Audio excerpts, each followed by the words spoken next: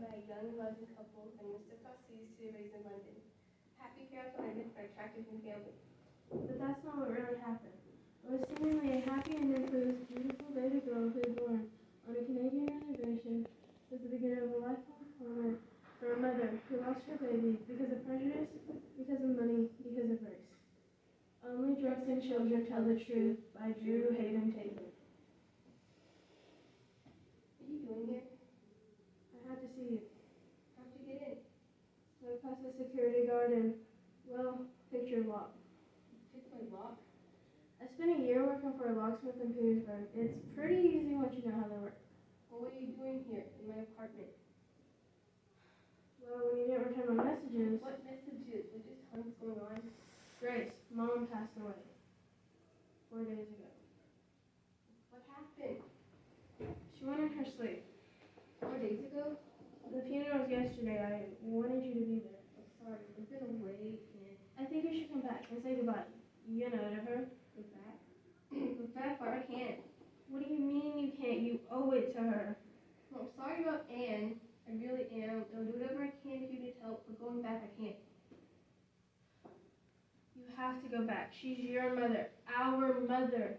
I don't care if you just drive up, put some flowers down, say goodbye, hop back in, and drive away.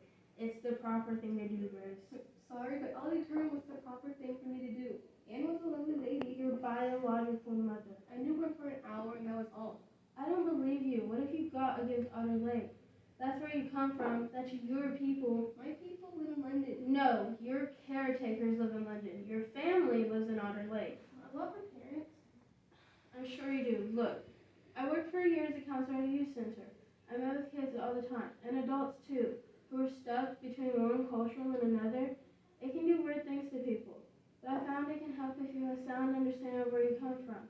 Then you'll have a better understanding of where you're going. Well, that's really wonderful, and I realize you're going through a really tough time right now, but Barb, I don't think it'd be in anyone's best interest for me to go back to Otter Lake. Last time I was there, it was a mess.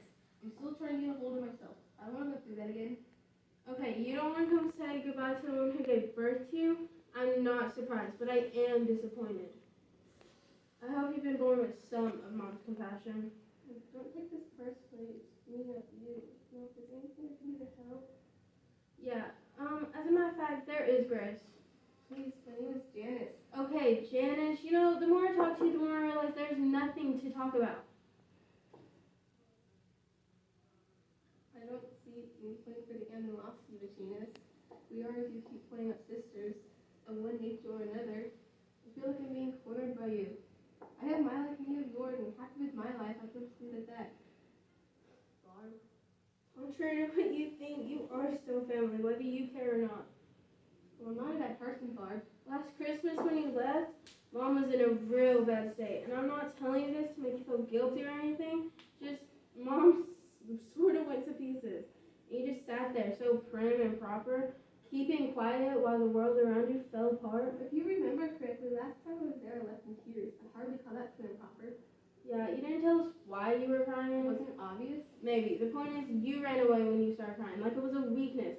Families were created for weaknesses. And Barb, the philosopher. Barb the realist. Reality is what you make it. Let me show you something. What is this?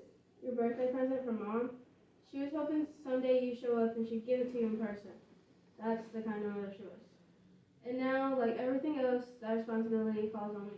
Quit making me out to be the villain. I'm not. Are you going to open the present or not? In a minute. In a minute? Your first present from your birth mother and you say in a minute. Well, these are unfamiliar waters for me. Why I left last time. It was too much too soon. I crumbled. 35 years stuck into an hour. We did a little crumble on ourselves, Grace. I really wish you wouldn't call me Grace. Why not? It's your name. No, it's not. My name is Janice. I didn't know about this Grace until 6 months ago. I don't feel comfortable being addressed that way. It's like someone calling you Susan or Victoria all of a sudden. It doesn't feel right. Okay, Janice. Let me too mad again, haven't I? You're just so white. You say like it's a bad thing. It is. You're not white. You're Indian, Abajaway. Go look in a mirror. I know what I am. I don't need you telling me what I am and am not.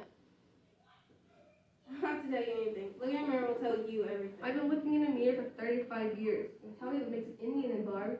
Come on, tell me. What's an Indian? You had a family. It has nothing to do with being adopted. It has nothing to do with being taken away. You had a whole family waiting to accept you, and you ran. You away. That's the difference. And unfortunately, that's the truth of the matter. But for you, I have my own truth. Truth is truth. You're just playing lawyer. Oh, you want to play lawyer? Okay, Your Honor. My client, when Janice Worth was taken into custody by the Children's Aid Society in 1955 under the false belief that her mother, Ann Wabin, could not maintain a proper adequate home environment for the infant. It had appeared that the father had abandoned the family when in fact he had enlisted in the Army as a means of providing financial assistance for his family. Flash forward 35 years, after many years of soul-searching trepidation, my client seeks out her birth family to put the final piece in the puzzle of her life together. So she returns to the world in which she was born, only to find herself in severe emotional stress. Due to her visit, my client takes 2 months off of work to deal with the bouncing around in her head. She eventually gets herself back together, but she finds herself in the same spot she began. The same people and same problems. That, Your Honor, is our case. Wow, you're good at that. I wanted to go so bad. When I drove out the driveway, it seemed I had prepared my whole life for this moment. From the moment I arrived, I knew I didn't belong.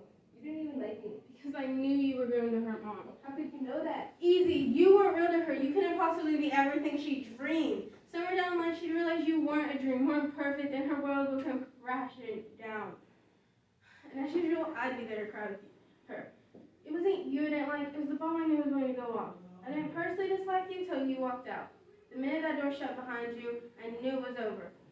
You killed her, you know? As sure as you put a gun in her head, she died because of you. That's not fair. No, it's not, is it? I love Mom, she loved you, and you killed her. Stop saying that. Last Christmas when you left, you took her spirit. Her will live with you. You took her spirit her will live with you. She was dead long before last Tuesday. It just took a while for her body to catch up. Don't you dare hang all this on me. If you want to hate me, then hate me. You have no right to blame me for Ann's death. I'm not responsible. I can't handle more guilt. I know I walked out and have to live with that. You don't think I really think she's gone? I'll never know what kind of woman she was or could have happened between us.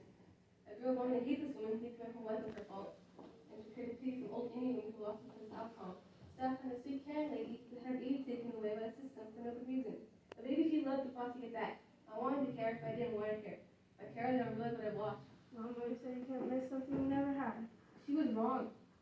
Grace, you're all I've got left. My brother's dead. My father, my mother. I'm an orphan. I don't want to be alone. It's not the same. No, I guess it isn't. Thank you.